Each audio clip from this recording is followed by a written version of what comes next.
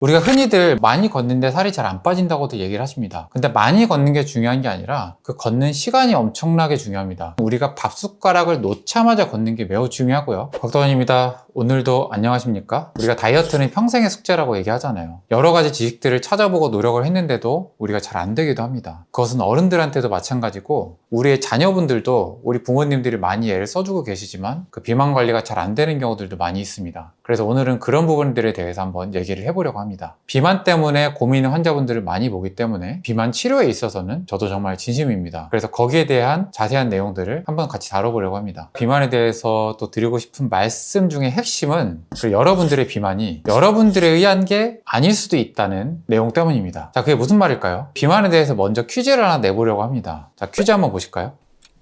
이 퀴즈의 정답은 뭘까요? 바로 사망률입니다. 우리도 모르는 사이에 우리가 평생의 숙제를 안고 가면서 이 높은 사망률을 같이 지니고 가고 있습니다. 하나의 연구 결과를 보도록 하겠습니다. 특이한 경우를 제외하면 비만인 사람은 정상적인 사람보다 사망률이 최대 108%까지 높아진다고 합니다. 물론 다양한 요소를 고려해야 되기 때문에 꼭 반드시 이 정도까지 사망률이 높아진다는 건 아닙니다. 하지만 이 연구가 시사하는 중요점은 어쨌든 비만인 분들은 우리의 건강에도 안 좋은 영향을 끼친다는 것입니다. 이런 얘기들은 워낙 우리가 많이 들어봤기 때문에 잘 아실 거라 생각합니다. 근데 여기서 사망률이라고 정확하게 얘기를 하게 되면 좀 생소하게 다가갈 수 있습니다. 또 한 가지 안타까운 사실은 우리가 비만을 위해서 많은 노력을 하잖아요. 이런 빠지고 찌든 것 또한 우리 건강에 좋지 않다는 연구 결과가 있다는 것입니다. 물론 이런 연구 결과들은 자연스럽게 빠지고 찌는 것까지 포함하고 있기 때문에 반드시 다이어트를 위한 노력 때문에 건강이 안 좋아진다는 것을 말하진 않습니다. 자, 말씀드렸다시피 비만은 사망률에도 영향을 줄 수 있을 정도의 일종의 질환입니다. 비만은 E66이라는 질병 코드를 실제로 갖고 있어요. 즉 다시 말하면 국가적으로도 비만을 실제 질환으로 인지를 하고 있다는 뜻입니다. 그래서 전 세계 학자들도 이 비만의 원인을 찾으려고 많이 노력하고 있는데요. 근데 그 많은 원인들 중에 가장 중요한 것 중 하나가 가족력입니다. 즉 대물림 된다는 거죠, 비만은. 팩트 체크 하나 하겠습니다. 부모의 비만과 자녀의 비만이 큰 연관관계가 있다는 내용입니다. 부모 중 단 한 명이라도 비만이면 그 자녀가 비만이 될 확률이 무려 17배가 높다는 결과를 보여주고 있습니다. 다시 말씀드리자면 우리의 비만이 단순히 우리 때문이 아니라 우리 부모님의 비만으로부터 내려왔을 수도 있다는 뜻이고, 그리고 하나 더 나아가면 우리 자녀들의 비만도 단순히 우리 자녀의 문제가 아니라 우리 때문에 생겼을 수도 있다는 뜻입니다. 흔히 가족력이라고 하면 단순히 유전자 때문이라고 생각합니다. 근데 비만의 원인은 다들 아시다시피 절대 유전 때문만이 아닙니다. 동의보감 때부터 우리 흔히 비만인들이 가지고 있는 그 생활 패턴에 대한 얘기들을 지적하는 내용들이 있었습니다. 잘 움직이지 않고 배불리 먹고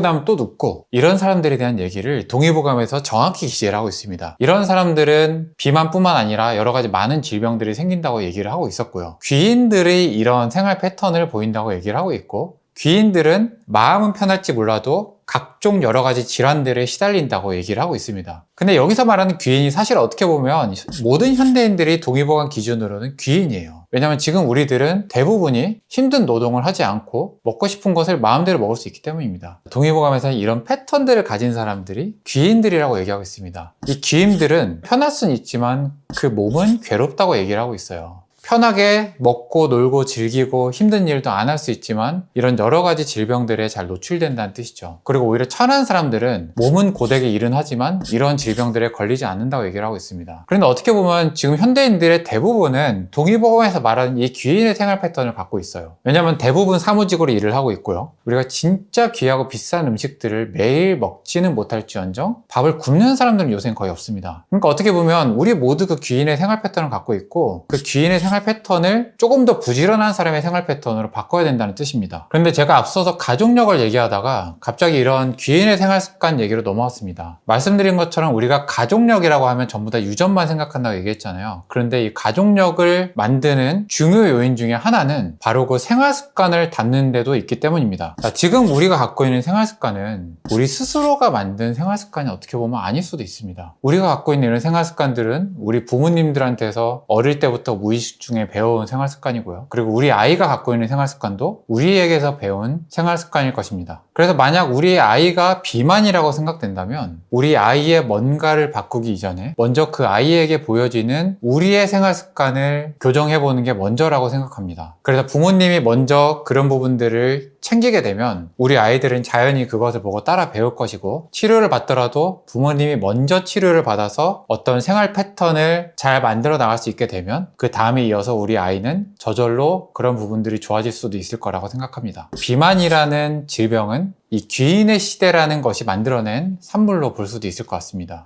그리고 우리는 바로 그 비만이라는 산물을 자녀들에게 보여주는 습관으로서 그대로 물려주고 있습니다. 그렇기 때문에 자녀들에게 이런 습관을 물려주지 않으려면 우리가 먼저 우리의 생활 패턴을 바꾸는 것이 중요합니다. 그런데 이 생활 패턴을 고치라고 하면 다들 지레 포기하는 경우들도 있습니다. 너무 이게 지켜야 될 게 많을 것처럼 생각이 되잖아요. 그래서 오늘은 그 중에 가장 중요한 거 하나만 같이 지켜보자고 얘기를 좀 드리려고 합니다. 바로 밥 먹은 직후에 30분씩 걷기입니다. 우리가 흔히들 많이 걷는데 살이 잘 안 빠진다고도 얘기를 하십니다. 근데 많이 걷는 게 중요한 게 아니라 그 걷는 시간이 엄청나게 중요합니다. 우리가 밥 숟가락을 놓자마자 걷는 게 매우 중요하고요. 그 이유는 첫 번째로 우리 위는 그냥 가만히 있는다고 소화가 막 아주 잘 되지 않아요. 밥 먹고 걸어주셔서 위가 연동 운동이 잘 되게끔 충분히 도와주셔야지 우리 위가 더욱 잘 소화를 하게끔 우리 몸은 만들어져 있습니다. 그래서 단순히 근육 운동을 하는 것 이상으로 우리 몸의 위를 도와주는 느낌으로 밥 먹은 직후에 걸어줘야 하는 거고요. 그리고 두 번째는 밥 먹은 직후에 걸어주셔야지만 그 혈당 스파이크라든지 아니면 밥 먹은 직후에 우리 몸에 일어나는 그런 많은 것들을 해결하는 데 도움이 많이 된다고 하고 있습니다. 그래서 밥 먹은 직후에 꼭 매 새끼마다 걸어주셔야 되는데, 또 이렇게 말하는 분들도 계세요. 걸으려고 하니까 어느 날은 너무 춥고 어느 날은 비가 오고 그런 경우들이 있잖아요. 그러면 그냥 집에서 위가 출렁출렁 거리게 제자리 걸음만 하셔도 큰 도움이 되십니다. 그래서 우리 가족들이 다 같이 그런 습관들을 만들어 보시면 좋을 것 같습니다. 그리고 꼭 비만인 분들이 아니더라도 이렇게 밥 먹고 걷는 습관은 엄청나게 좋은 습관이기 때문에 우리가 다 같이 한번 실천해 보시면 좋을 것 같습니다. 일과 육아를 동시에 하시느라고 매일매일 책임감 있는 하루를 보내시는 여러분들 모두 다 대단하시고 응원합니다. 함께 조금 더 힘내서 더욱더 건강한 하루하루가 됐으면 좋겠습니다. 여기까지 곽도원이었습니다.